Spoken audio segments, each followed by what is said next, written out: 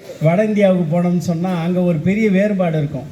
அந்த மக்கள் இன்னும் கொஞ்சம் படிப்பறிவு முழுமையாக போய் சேராமல் அந்த மக்கள் இன்னும் ஏழ்மையிலையும் வறுமையிலையும் வேலையில்லா திண்டாட்டத்தையும் தவிக்கிறாங்க. தமிழகத்தில் பார்த்திங்கன்னா அப்படி இல்லை. தமிழகம் முழுக்க அறிவு தீபம் ஏற்றியவர் நம்முடைய கர்ம வீரர் காமராசர். வீதிகள் தோறும் பள்ளிகள்னு சொல்லுவாங்க.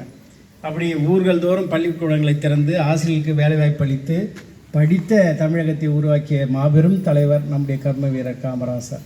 அம்மா சொன்ன மாதிரி அப்போலாம் அந்த மதிய உணவு திட்டமும் சென்ட்ரல் கிச்சன் ஸ்கீம்னு சொல்லுவாங்க. ஒரே மையத்தில் சமையல் செய்து அனைத்து பள்ளிகளுக்கும் பரிமாறுதல். அதுவும் வேனில் கேன் வரும், கேனில் சாப்பாடு வரும். அழகாக சாப்பிடணும், அவ்வளோ டேஸ்ட்டாக இருக்கும். அது கம கம கம கமன்னு இருக்கும். அதுபோல் நீங்களும் என்ன பண்ணணுன்னா சுவையாக சமைக்கணும். இன்றைக்கி இந்த திட்டத்தினுடைய ஆணி வேறாக இருக்கிறவங்க யாருன்னா மகளிர் திட்டத்தினுடைய அந்த பொறுப்பாளர்கள் தான். அந்த பேரண்ட்டு தான் சமைக்கிறாங்க. ரொம்ப அற்புதமாக சமைச்சிருந்தாங்க. முதல் நாள் பதட்டமாக இருந்திருக்கும். ஆனால் இது தொடர்ந்து செய்யும்போது அவங்க ஒன்றும் ப்ராக்டிஸ் பண்ணி நல்லா சமைப்பாங்க. குழந்தைகளுக்கு நல்லா பரிமாறுவாங்க. குழந்தைகளுடைய முன்னேற்றம் நாட்டின் முன்னேற்றம். இந்த நாடு தங்கத்தாலும் வைரத்தாலும் வைடூரியத்தாலும் கனிம வளங்களாலும் இயற்கை வளங்களாலும் பெரும் அளவில் சிறப்பாக இருந்தாலும் அதையெல்லாம் பயன்படுத்தக்கூடிய ஆற்றல், மனித ஆற்றல் தேவை. மனித வளம் இல்லைன்னா எதுவுமே கிடையாது. அதனால் நம்முடைய நாட்டின் உண்மையான செல்வம் நம்முடைய குழந்தைகள் தான்.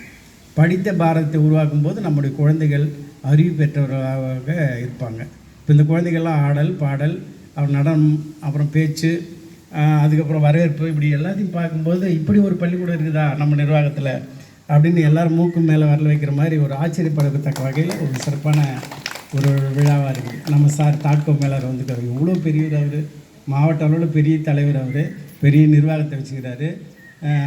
எஸ்சி எஸ்டி குழந்தைகள் அந்த குழந்தைகளுக்காக இளைஞர்களுக்காக நிறைய திட்டங்கள் வச்சுருக்கிறாரு. மகளிருக்காக திட்டங்கள் வச்சுருக்கிறாரு. அவர் நம்மக்கிட்ட இன்றைக்கி 2 மணி நேரம் நம்ம கூடவே இருக்கிறாங்கன்னா அது பெரிய பேர். நாம் பெற்ற செல்வம்.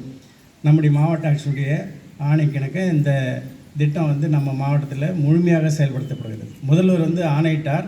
அதை நிறைவேற்றக்கூடிய பொறுப்பு அனைத்து அலுவலர்களுக்கும் இருந்தது. 100 நாளாக நாங்கள் இந்த பணியை செய்து கொண்டு வந்தோம். எல்லா பள்ளியிலையும் ஒவ்வொரு விஷயத்தையும் நாங்கள் செய்தோம். நம்ம தாளாளர் அம்மா சார்கிட்ட கூட சொன்னாங்க, இதே வேலையாக இருக்கிறாங்க, 100 விசிட் இருக்கோம் அப்படின்னாங்க.